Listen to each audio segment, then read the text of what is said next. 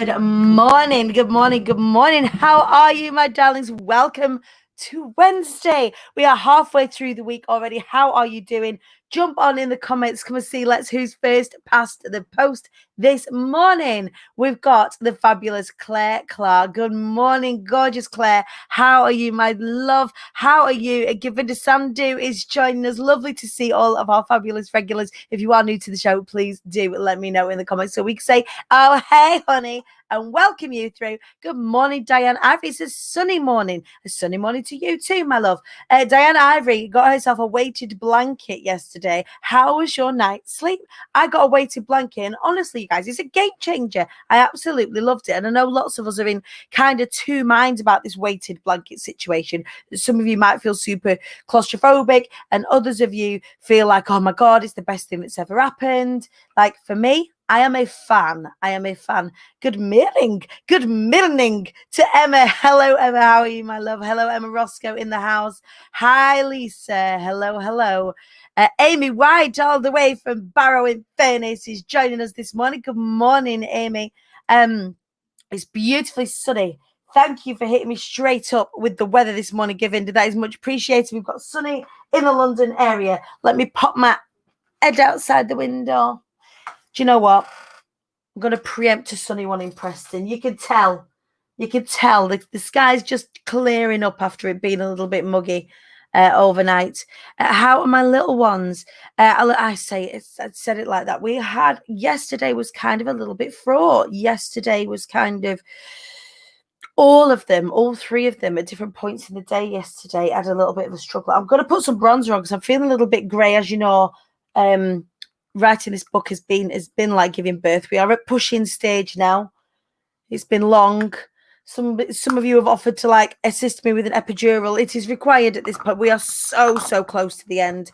I'm just going through some final checks, adding some bits and pieces in. What I've found as part of this process actually is that I'll write a chapter and then just kind of get it out of my head and kind of get the word count right, and then I'm kind of going back in and adding bits to, or embellishing, or just kind of giving a little bit more meat on the bones. So that's kind of where we're at now. So the structure is all there.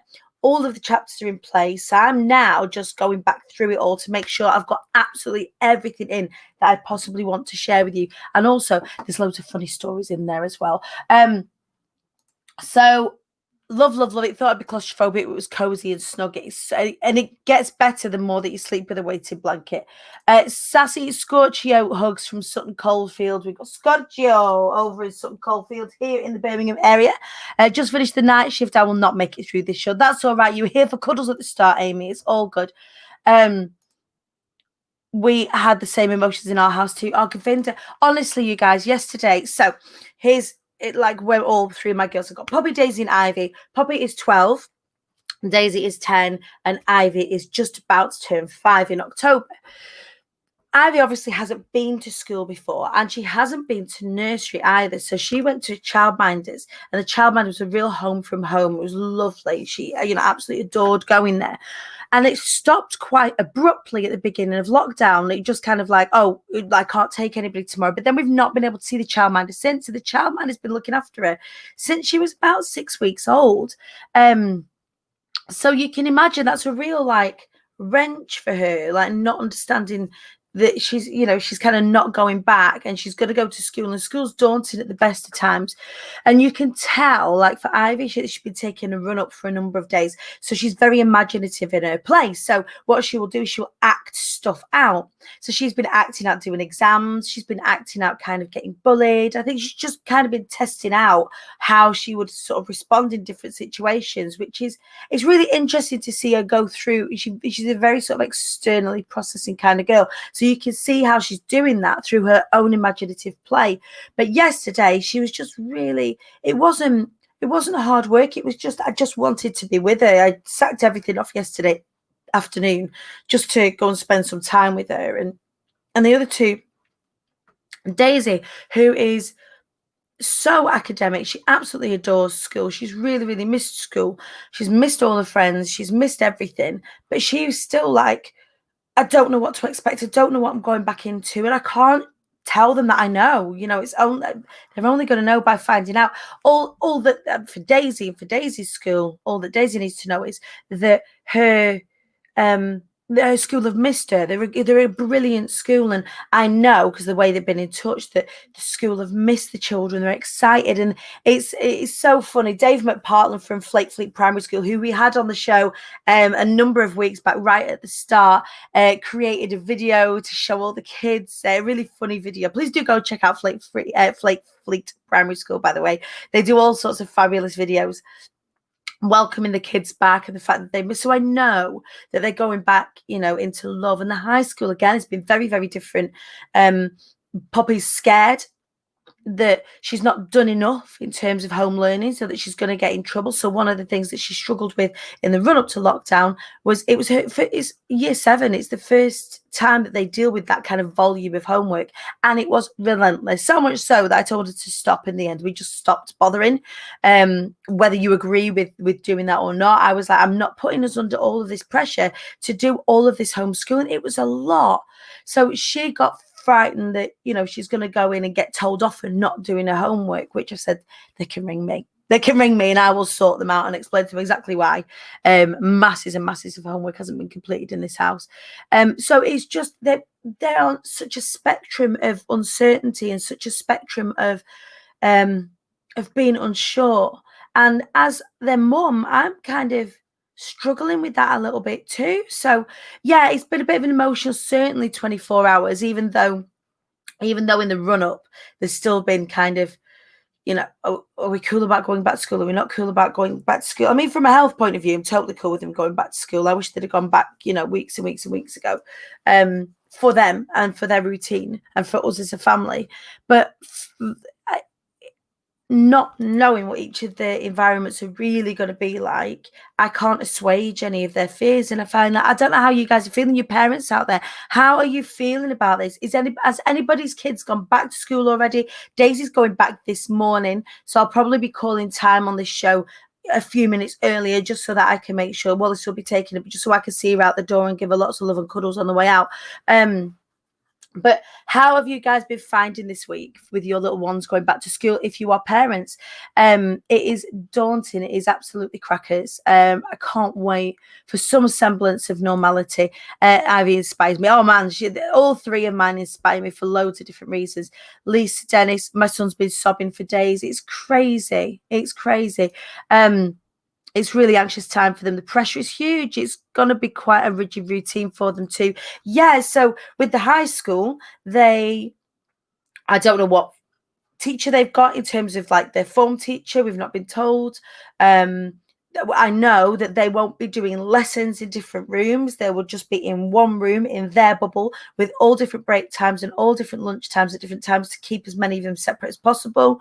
So it's absolutely crazy.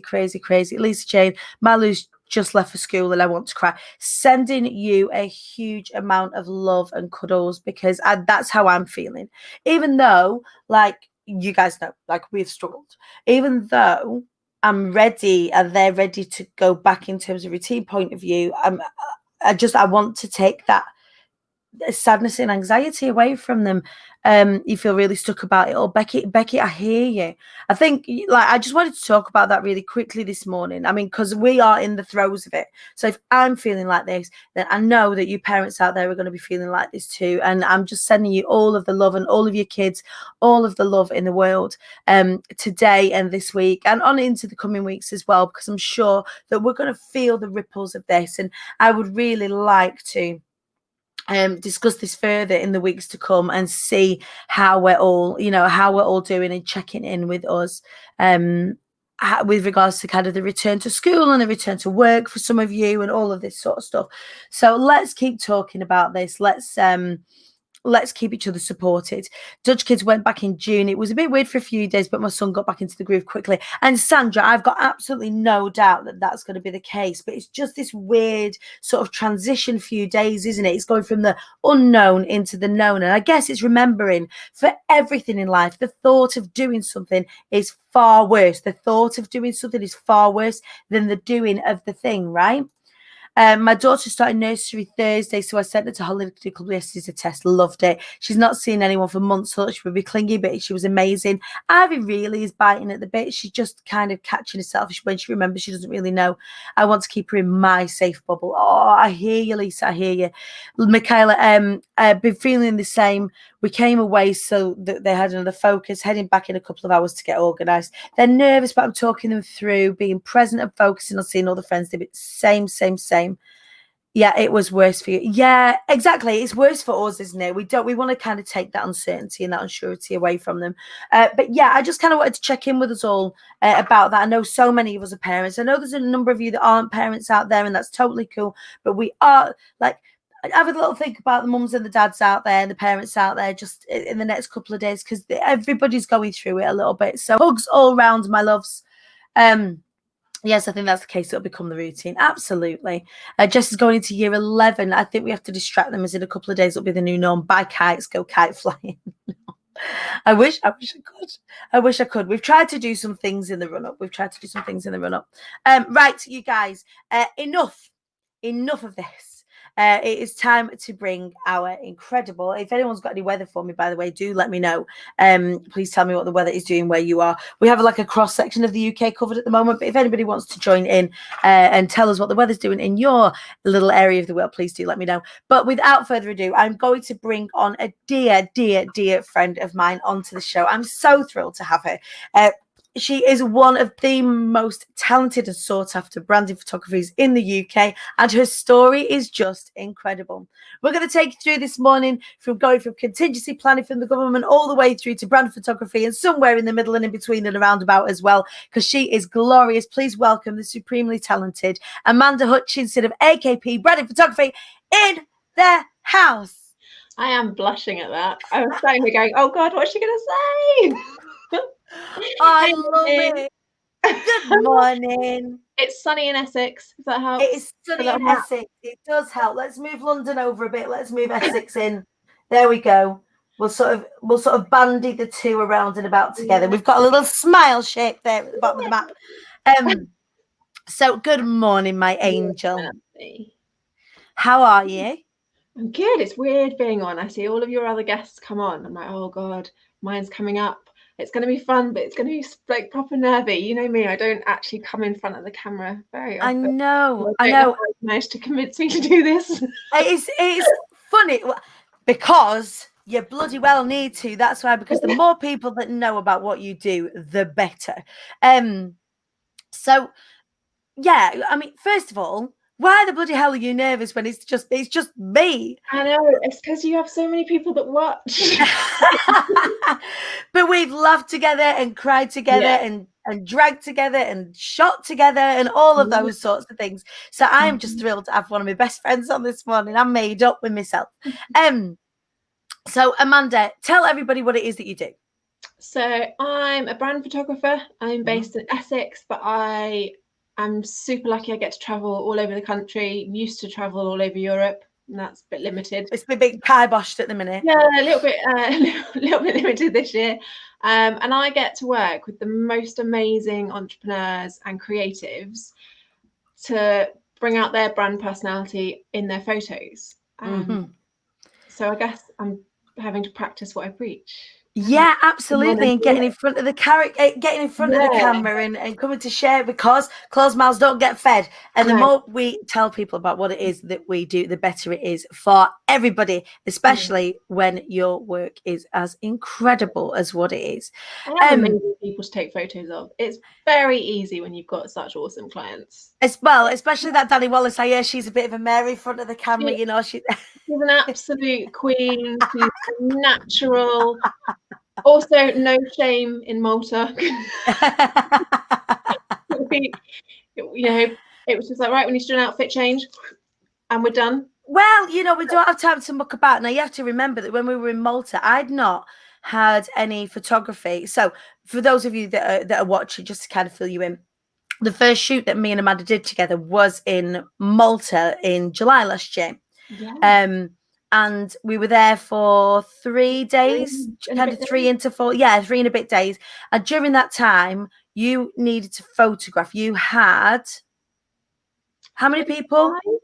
Yeah, you had a number of shoots, didn't you, over a number of days? And so it was like a bit like you. It was a trip. It was a turning point of a trip. Yeah. I knew I couldn't do it unless I booked some shoots in, right, to cover the airfare. Yeah, exactly that. So I spoke to Lisa and said, do you think anyone would be up for it? And she was like, absolutely. So yeah, you guys. And I was like, location shoot, thank you. Yeah, I was like, do you fancy having a shoot in Malta while we're out there? Quick 30-minute shoot, just get you some like destination photos. And yeah, like it kind of went from there, didn't it? But it did. And the thing is, if you tell me I've got half an hour to shoot at a destination, then I've got to bring enough outfits for the next 6 months, and we'll try and get a shot in each outfit. 4 or 5 outfits. You had 5 different costume changes, but we just did them in the street because I didn't want to eat into your time. So like the clock was running, and I was like, right, okay. And we had garlands, we had funky glasses. Like you had an entire suitcase. I did. Just suit, like traipsed in a suitcase around the bottom of Malta, like St. Julian's Harbour, just getting changed in the middle of the street because I was desperate to get as much as possible out of the shoot, which we did. It's one of my favourite shoots to date. In fact, I think my favourite shoots to date, the majority of them have involved you. For the Rockstar Level Up, we were working with the incredible Nikki James, but we hung out in Brighton, didn't we? And it was windy that day. It was. It was a bit blowy. It was like hair was just like all over the place. We wanted this like fun, sunny vibe, and the weather was not playing ball. But but we had an absolute scream. And the thing is, for anybody watching out there, branded photography is really personal, and the downfall that I see with a vast amount of branded photography is quite samey. Yeah. Give me some examples. So I think there's definitely, I think it works on both sides. I think for the brand photographer side of things, if they don't necessarily understand brand and they don't necessarily understand marketing, then it's very easy to kind of stay with what you know is safe, and you've got tried and tested locations and poses, especially if you then start looking on things like Pinterest and put brand photography in. It is all very, very similar. And then if you pair that with a business that doesn't know their brand and their message and their story, and they don't know what they want to get out there, then everybody wants the coffee cup laptop. Which works for some businesses. If you are an online business and you need some action shots of you working, then that makes sense. But you also need to be able to put across your personality. And so that's when you have to start thinking a little bit outside the box and doing things that align with all elements of you, not just the fact that you spend your working day sitting in front of a laptop. So that's when you can then bring in the cool glasses and the props, and you look at your locations and the colors that you're using, because all of those little elements are kind of like subconscious cues for the person looking at that picture as to what you like to work with. So it's very much got to be a partnership. Like I never just turn up and shoot something.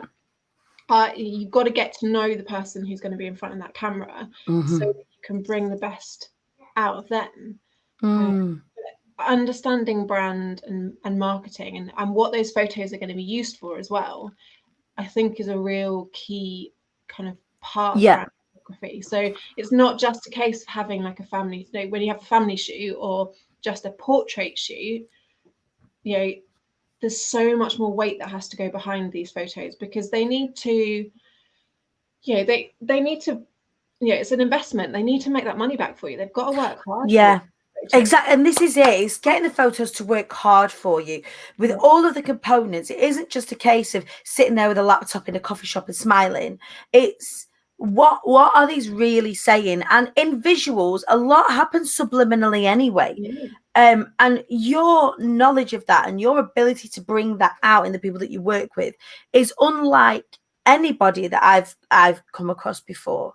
Like, even though even though you could tell, so my cousin's a photographer, she's called Sarah Stone, she's amazing. You could tell a Sarah Stone photo, you can tell an Amanda Hutchinson photo, but they all tell completely different stories.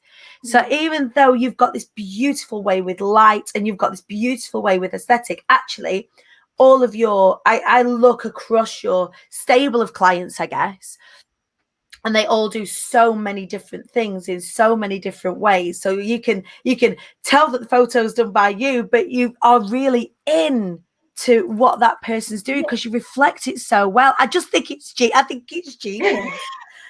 Yeah, like every photographer has their editing style. Right. I will always have my editing style and the way I work with light and things like you said. But I can be in Shoreditch one day, I can be in, so where was I yesterday? So yesterday I was in a teepee in Nottingham for an incredible wedding planner and florist. Later this afternoon, I'm in Surrey with Nicola Rowley. We're doing, amazing vibe there.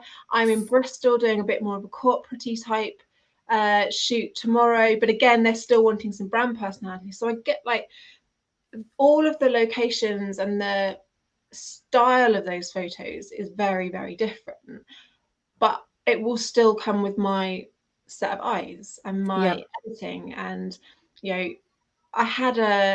I talked about this on my wedding photography page, actually, is that there is this expectation as photographers that our Instagram aesthetic has to look very, very samey and consistent. And I've had other people and other photographers message me and say, you'd do so much better on Instagram if you just had one color aesthetic. And I'm like, but that doesn't work. Like, all weddings are different, and certainly all brands are different. Oh my God, yeah. I was absolutely. Like, I can't have everything just looking blush pink. Yeah. Like, it how on earth are you going to share? How on earth are you going to share as a branding photographer that you're able to pick out different things if all of your stuff looks similar? If all of your stuff has the same feel. Yeah. But again, the thing that you do so beautifully is that we can still tell it's you and that's taken the shot, but this, like, you've got somebody like me and then you've got somebody like Nicola Rowley, and I want to be hanging off bloody railings with my yellow boots on, holding a multicolored umbrella, and I'm sure that's not what Nicola's going to want to do to share with their brand. I've worked with photographers whose aesthetic isn't just in the edit, it's in the posing, it's in the style, it's in everything. So actually, if I was to go and get it and you were to go and get it, we would have very, very similar photos that really wouldn't be a reflection of either of us. Yeah, and our brands are very different. And I think that is the difference between branding photography and wedding photography. Right. If you are a couple getting married, you are really buying into that aesthetic. And it is a lot, if you want an editorial feel, you are going to go for a photographer that has an editorial posing way, and it's very much like you've stepped out of the cover of Vogue, like out of the pages of Vogue. Yeah. So that posing and all of that has to be consistent, because that's what couples are buying. So they want to show. Yeah, that's what they want to show about their wedding, isn't it? Yeah, and that's what they need to be. They need to be able to see that consistency. Whereas with brands, it's very different. And someone sitting there all kind of demure and subtle versus someone who has lots of bubbly personality and needs lots of laughter and passion in their photos. Like, you have to work to both of them. You can't then do a kind of middle ground, because neither of them will feel comfortable in front of the camera, and then you just end up with photos that you can't use in your business, and then it's a waste of money. Yeah, absolutely. The funny, I was gonna say that my I'm in two places this morning. My daughter's downstairs and my sister's just rocked up at the door. Don't worry, it's all right. Wallace is here, so he can go and handle the door. But I'm like, I just got thrown then by my sister ringing and the door knocking. I'm like, oh God, it's first morning of school as well. Honestly, like, trying to think mum and think work at the same time is really difficult this morning. It's an incredible balance that all of you have on this lockdown, and dads. Like, I just think the juggle. It's been bloody crackers. It's been absolutely crackers. So we were talking about aesthetics. We were talking about like posing in certain ways. You know, wedding people that book for weddings will want certain things. People that book for brands that want certain things. And when you are a branding photographer, one of the most beautiful things about you, and I remember having this very, very conversation with you, so I know you'll have this very often, is I am, even though I'm not ashamed of how I look, I'm not ashamed of how I look, but I am a larger lady. I am a fat lass. And what I didn't want in my shoots was like 50 chins. Or you know when you catch someone on the off, like I could be really pretty, but just like with everybody, angles at everything, angles of lighting at everything. And I remember all like getting really anxious because I paid for a photographer in the past who really captured what they thought was the right thing, but didn't get the fact that there are certain things that, I didn't want to get like 50 chins in there. I didn't want to get like. Nobody wants more chins than they have. Than they need. Yeah, that's it. We only need one. Like, and that size of the chin differs from person to person, but we still only want to see one. Right. And also, like having hair out of place and not having a photographer notice that. So I had a whole set that were completely ruined because my headscarf was off to one side and the guy, I didn't have a mirror near me and the guy didn't tell me my headscarf was off to one side. So your love for your clients. I remember you going, Daniela, I don't shoot people who aren't beautiful. And you weren't telling me that you were being exclusive about the beauty that you shoot. Your eye for picking out incredible angles and capturing people at their best is just, and I like amazing. People laugh. I'm like, I genuinely do not photograph ugly people. Difficult. Like there is genuine beauty in everybody, right? And I love seeing that, and I love bringing that in. And I do get that buzz when I get that message then from a client going, "Oh my god, like I love them all. I shouldn't love pictures of me. Like, is it vain to love pictures?" And I'm like, no, it's a really weird thing. How amazing we see you. Yeah. And we are our own worst critics. Like I had my own brand shoot, and I worked with an amazing photographer called Bri Penny, and at one point saw the back of the camera and cried because I was like, not how I see me. No. But even still, I've seen those photos that come back and my eyes will naturally go to the bits that I don't like about me. Right. And women do that so much. Men, we are hypercritical of ourselves. Yeah. And so it's important that I know that, you're conscious that you might have an extra chin, or arms are a big one for people. They're conscious about bingo wings. I've just covered mine in colours so that it hides them now. Like I'm just celebrating them now. Just for me bingo, get me bingo wings tattooed. I'll just flap them for you. But I need to know those things. Like you have to be able to get really vulnerable with your photographer. Right. They don't know what you don't like about you. They don't know what to keep an eye out on, because I don't look at someone and go, "Oh, their arms are a bit cool. Look at their bingo wings. A bit on the soft side." Like I just look at them and think they're incredible. Yeah. But I need to know that you think your arms have got bingo wings, so that I can make sure that I'm just conscious of that your arms aren't flat to your side, that we've got a bit of kind of space around that. Yeah. It's little things like that, so that I know then when you look at those photos, you're less likely to be drawn to the things that you don't like. That you would be hypercritical of anyway. Otherwise, again, then you won't use the photos. Right. It's a waste. Yeah, for everybody. So you weren't always in photography, were you? No. And you couldn't have been further away from photography in your previous career. Yeah, so I used to work in crisis management and contingency planning. So I, 2008, left uni having done disaster management and went into... Let's stop a minute. Wait a minute. Which bit? Because you are honestly one of the most beautiful, amazing... You are such a soft and kind heart. What on earth made you think? So you've gone to university to go and stop. Who goes? I'm going to study disaster management. That's what I'm going to do. I did psychology, and I realised quite quickly into my psychology degree that I am actually not. It's not that I'm not sympathetic. I kind of tell it a little bit too much like it is for me to then really go into any of the kind of counselling or Therapy. therapy. Yeah.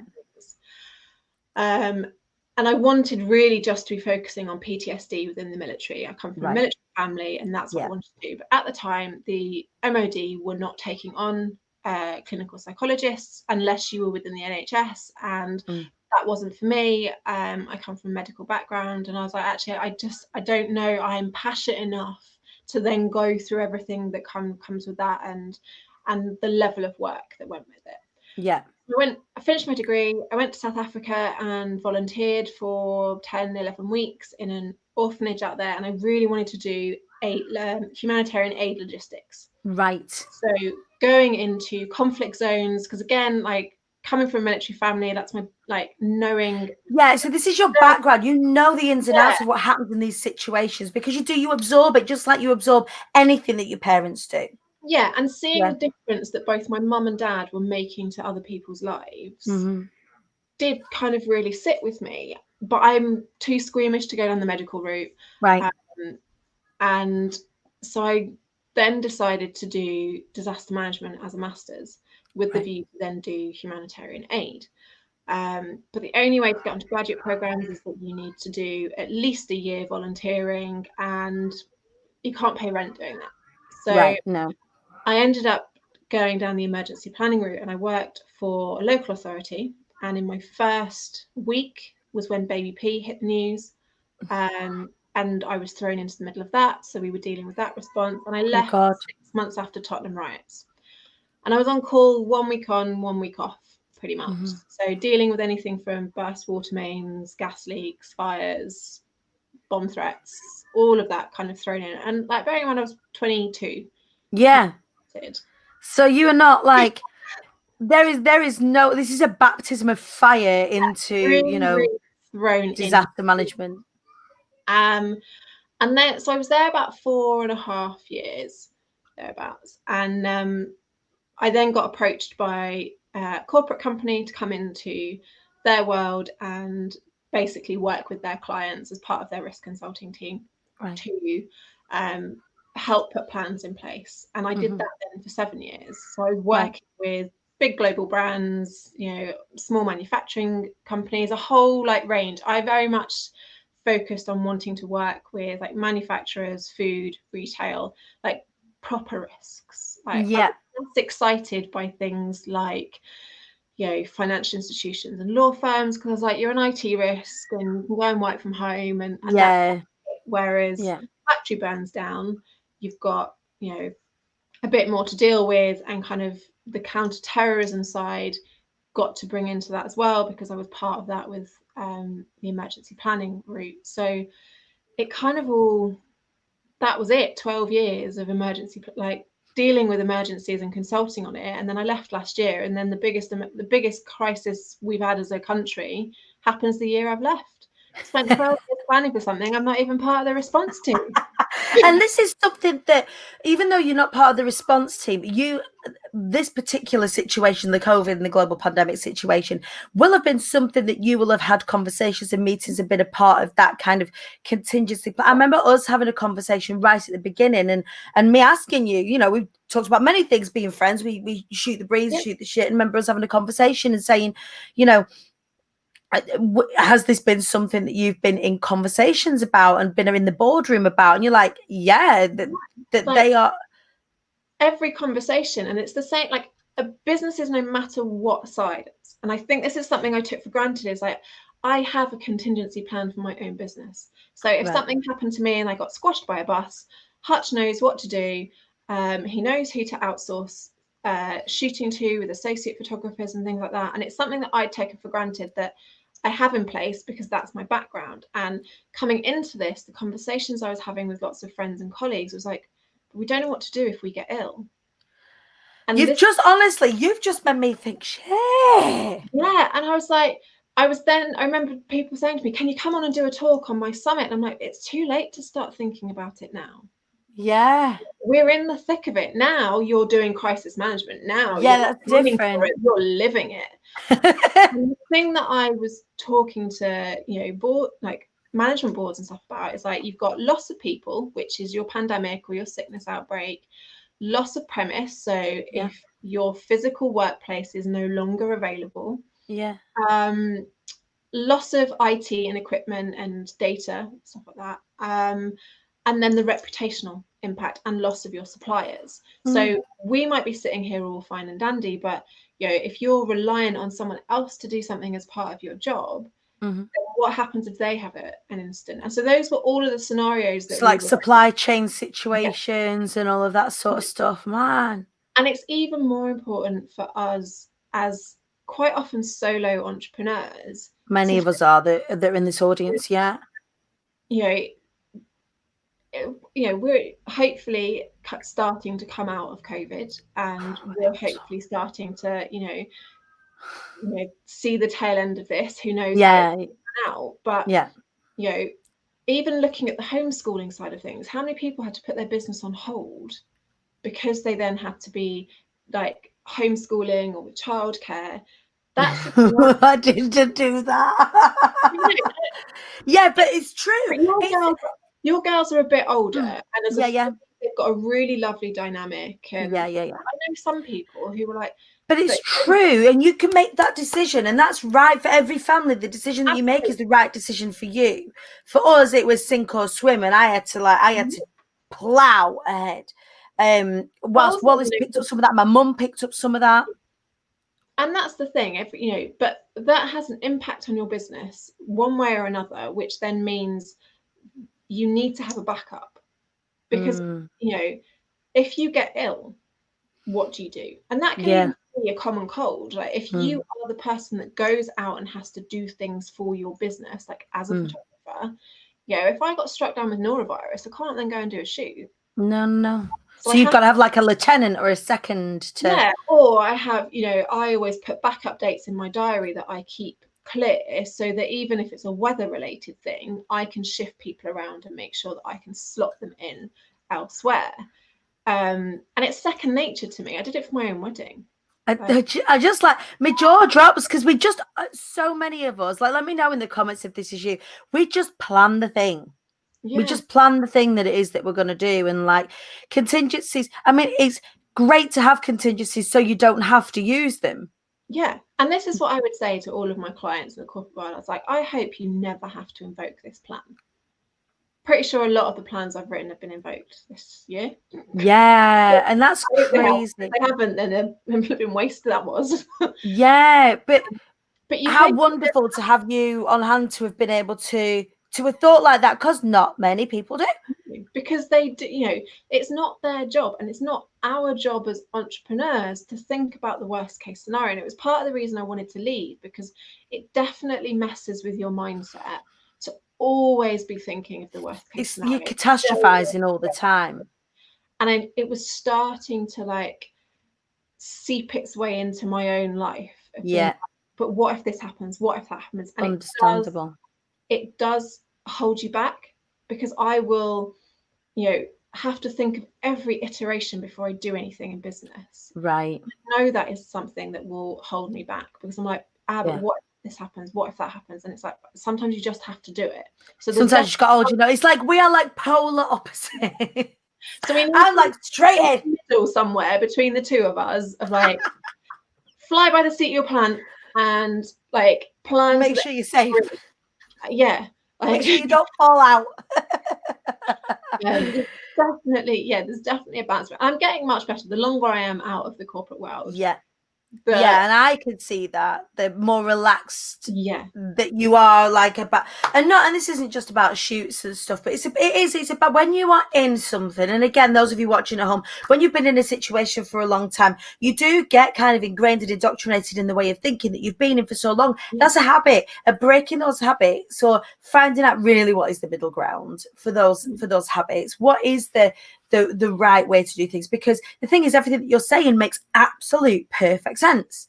So it's right to think, okay, there's going to be worst case scenario in this, what goes on. Like for the show, for example, I was meant to take a week's holiday the other week, couldn't take a week's holiday because I didn't A, pre-record anything, and B, I didn't get a guest in, like a guest presenter in, and it made me realize that, you know, I'm going to need some holidays. Yeah, you're going to need Otherwise I'm going to be tired. And I think there's going to be a lot of people this year who have just worked through. Like, we're taking a week off at the end of September because Hutch hasn't taken any time off this year. He had a week off before he started his new job, which was only a week. Amanda, give me just 1 sec, only because I've got you right, baby? Yeah, I think we need to set off now. We don't. You don't start till 9:10. Why was Elsie going to school? Because she starts at 8:30. Don't worry, I've got you. I think we need to set off now. We don't need to set off just yet. You don't start as early. They've all got staggered start times so that they don't spend time like around each other in their bubbles. So you can only bring them in like a 10-minute window. Yeah, and you have to be within that kind of strict window, don't you? It's like I'm not ready, Amanda. No, you're not. 10 o'clock, so we'll debrief at the end of it. That's it. So we were talking about, you know, like breaking those habits and working out, you know, a lot of what you said has made sense in terms of this contingency planning and not having somebody to, you know, not having somebody to kind of fill in for you, or having a second out there. John Cusick saying, get some of the best shows edited like Oprah does. That is not a bad idea. I reckon I should get Wallace on that. The best of week.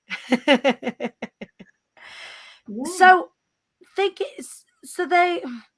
with contingency planning, one of the things that we spoke about, because we did a bit of coaching together, didn't we, around speaking about what it was that you do, and something really interesting came through about confidence and being confident in front of the camera and planning. And I think I never in a million years thought there would be any synergy between crisis management and brand photography. We were talking about it. We was like, oh my God. Yeah, when you and I were talking, I was like, well, the lack of confidence is that fear of the unknown. And so with my corporate clients, it was the fear of the unknown of what would happen to their business, how they would respond to that, what would they say in a press release, like all of those things. And once you plan through it, and you know you've got and it's not a step-by-step guide, because every fire I've responded to has had different iterations, every flood and all of these. It's more of a kind of framework, and it's got a set of principles, and it's like, you know, almost like a menu of options. Yeah. But once that was in place, then there was a kind of inbuilt confidence within the organization then that things would be okay. And that's not just at management level, that's all of the employees knowing that their management board have got their shit together, and they've thought about it, and they care enough about their organization to take this seriously. And that's quite a big thing with a lot of like risk work, is you care enough about your organization to do these things. Protect it. To protect it, to protect your employees. Right. And then when I looked at shoots, the things that people lack their confidence is, I don't know what to wear, I don't know what to do, I don't know what to do with my arms. I remember saying to you, tell me what to do with my face, I'll do it, but tell me what to do with my face, because I don't know, otherwise I go like that. Yeah, and it's almost like I'm the same. You have that Chandler moment of when the camera comes up and you're like, and it doesn't matter, like you can be a happy, smiley person, that camera comes up and I'm like, deer in the headlights, like, what do I do? And if you plan your shoot, so you plan what you're going to wear, you plan your locations, you talk about what props you're going to do, you know what those photos are being used for. So I will talk about, have you got an opt-in? Are you launching something? So with my shoot, I was like, I'm launching couple of courses, so I need photos that can do this on the page and that I'm showing these various pieces. So I was like, I went in with this plan, and I do the same with my own clients, so that they've got, then there's no unknowns left. Right. That's it. Like, I've taken away all of those things, those common things that people are nervous about. Yes. And then all they've got left is to have fun. Yeah.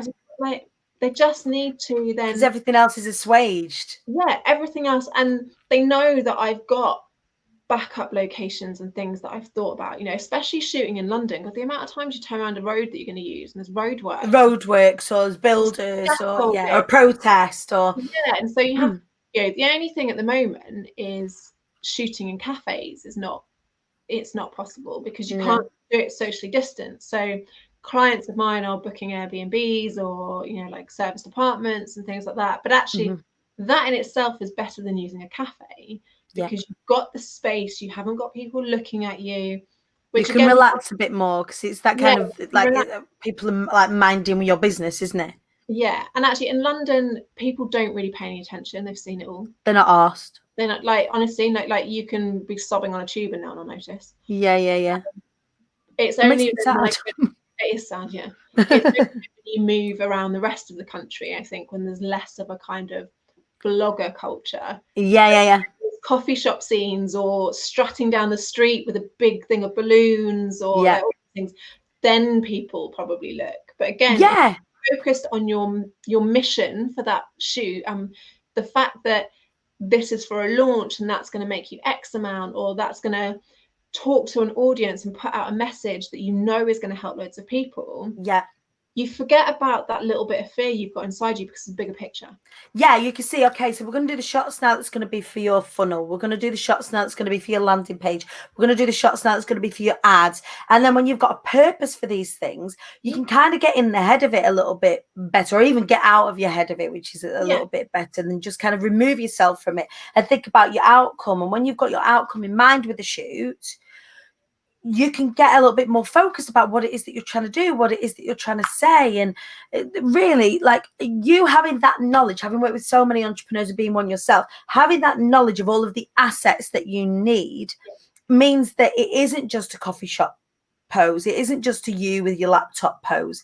You're thinking about, okay, so what are we trying to say at this point in your customer's experience? What are we trying to say at this point when they're visiting your social media? What is it that you're trying to direct them to? And how does this shoot, how does this particular shot and this setup lend itself to that? So then when we work with you, you come away with a whole stack of assets that you know, right? Well, for example, for me, I do some shoots with me covering my mouth because one of my taglines is closed mouths don't get fed, or don't not speak, or, you know, so we can think about the things that you can think about the things that, you know, you want to say and be able to bring those out. And it just comes back to that planning. It comes back to your incredible ability to draw that information out through your consultation process, and also like in the shoot itself. Because you're so calm. That's because, I mean, what's the worst that you're can just happen? So calm. Like you're like, am I all right? You're like, yeah, you're all right. All right, okay, I'm good. We feed off other people's energy, because I know if I'm around someone who is, you know, and I am actually can be quite a highly strung person. You know this from being friends. Like, I take on everybody else's You're like a sponge energy. But I know on a shoot, it doesn't matter what I've got going on in my life, or even if I am stressed on a shoot, you will never see that. No, and it is like that, like the duck. So underneath, my legs might be going, oh my God. If I'm like that, then you are going to be like that too. So I have to just put it all to one side. And I will act like an absolute tit if it means that I get that laugh and that smile out of you. Yeah. Right. We've done all sorts of bad stuff. You and I stood either side of a street in Malta. In Malta, in front of a door. In front of a door. I love a lovely door. She loves the door. And I was just like, this frames you beautifully. And then I was showing you what, like, right on the edge of the harbour, so like where the busy bit is. On the busy road. Yeah. And I'm like, you know, this is what you've got to do. And I'm showing you, and people are like looking at me. They're not looking at you because you're at the other side. I'm at the busy bit. And I was like, but you were then laughing and having fun. Then I could get the shot. Yeah. And really, it's all about making my life easier. Yeah, absolutely. So what's coming up next for you then, my sweetness? What is coming up in the world of AKP branded photography? Tell me. So I'm entering the world of passive income. Finally. I've got a course for florists and cake makers coming Oh, out, fabulous. so that they can take their own photos. Because Amazing. I genuinely believe that it's something that you as a business owner need to be especially with product businesses and things like that. Businesses. So I'm starting with cakes and flowers because I'm drawing from my wedding world from that, and that was the biggest demand of Makes sense. So that comes out on the 21st. I'm going to be launching my November shoot dates soon. I can't believe I'm having to think about November. It's September. It's nuts. Don't. And starting till March. I know. I'm like, and also, but starting to think about Christmas mini shoots. Christmas. Oh God, I can't. I'm not ready. Where am I going to do them? So I've got in my head that I was going this year was I was going to be starting to do seasonal mini shoots. So Blossom in like April and then Christmas, because then when you're doing your like email out to people and your happy Christmas messages, then you've got it all in the bag. In London, you've got a Christmassy shot, but you don't need a full shoot for that. You literally need a mini shoot. You need a shot. Yeah, get a money shot.